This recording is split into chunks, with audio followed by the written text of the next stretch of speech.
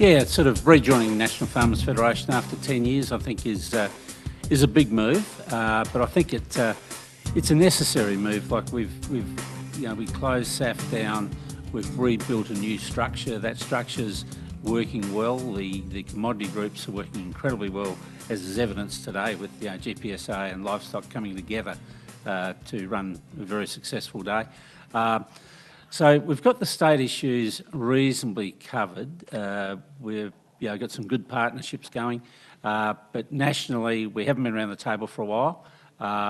And I think if anyone needs convincing, then just think about the Murray-Darling Basin and us not there when NFF set their policy on that. Even if they try and understand our situation, it is pretty complex. So to have South Australia at that table, I think is really important going forward. And there's other things like I think we're really up against it as far as the visa workforce type thing. Like getting workers in regional South Australia and Australia is not particularly easy. And I think that the solution to that does sit federally, not at a state level. So there are a range of issues that I think we need to be back at the table for. And I think we can give good value back to the South Australian farming community by being back there. In terms of growth of the state, you say that agriculture is batting way out of its league, really, and supporting a lot of the state. Yeah, and if you look at the export growth for the last decade, exports are really important because that brings the money in and then it turns over and over and over, which why we're not as high on the bigger part of the GSP as we are the exports. But the exports are really important. South Australia, I can remember when South Australia was about 9%. The last 5 years, I think it is, we've fallen, or 10 years, we've fallen from 5.4 back to 4%. And during that time, the Australian increase has been, so we've increased by 20% in dollar terms over a decade. Australia has gone up by 60%. Wow. So that's had us drop from 5.4% back to 4%. Now, it's interesting, in that period, growth of exports in South Australia has only been 2% per annum. Ag and food has increased by 5%. So most of that 2% that we're growing is actually coming out of our sector.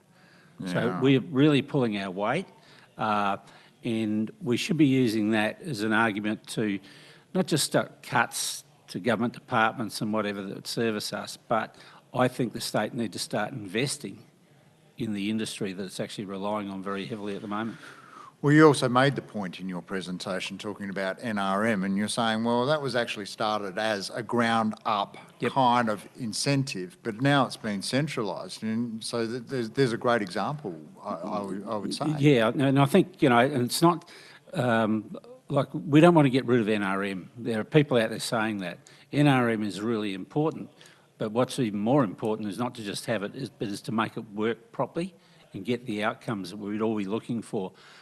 We just feel that it has gone from what was initially a bottom-up idea to top-down. So I think structurally, I think what needs to happen with the NRM is it needs to be reviewed by whoever's in power after the election, have an absolute review of the whole thing, and particularly look at the centralisation of staff, the powers of boards, and whether or not we put the staff back with the boards. It just seems we're getting too centralised with it. There's a lot of plans, there's printed booklets, and it's not the printing costs so much, it's the wages of people to actually do that. How much of that would be better off spent out fencing off a creek or doing some productivity work on farm? So I think there needs to be a whole refocus of NRM. We're in favour of NRM, but it needs to be refocused, and the productivity side of it invested in so that we can increase that 5% a year to something higher. Yeah, now, something else that you did say that you've made good progress on this year is in regards to the Mining Act. It's a contentious area, lock the gate, whatever way you want to look at it, but you're quite confident in some of the reform that's going ahead.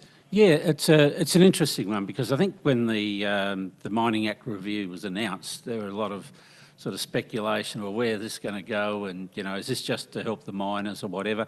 I think GPSA did a terrific job with their meetings around the state and with the submission they put in, and I think that's made people actually sit up and take notice. So there's a lot of discussion. We haven't seen the bill yet, but there's a lot of discussion about improvements to, farmers are left with so much uncertainty. Like, people have long-term exploration and they come and then they don't see them for a long time, then they come back.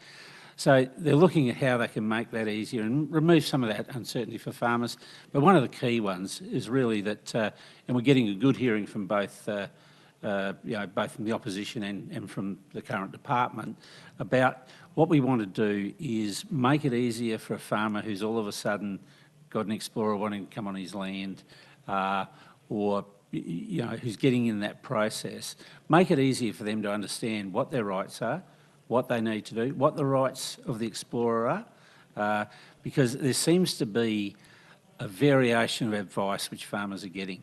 So if we can centralise that help and advice for farmers by having a resource that they can trust to go to and get that advice, then I think that if we can remove a lot of that stress on the farmer, it really is a difficult time for some of them. But they need good quality advice, and going to court and whatever else should always be a last resort, not a first resort. Isn't that the truth with the cost of it involved? Now, lastly and briefly, something that would have been on your table really 15 years ago if you've been doing this role is connectivity. And it's been a real focus of this wonderful conference over the day. And it's now a central focus for you guys as well in terms of trying to make sure that primary producers have good access to data, because it means money. It means a lot of money. So it means a lot of money to individual farm businesses, but in return, in turn, it means a lot of money for the state, because there are productivity gains. Like connectivity is so important now. There's big productivity gains for it, but there's also, if you're wanting to sell grain, if you're not actually connected to what the price is there and then through your mobile isn't in range, then you can blow, $5, $10 on what you should be receiving for your grain.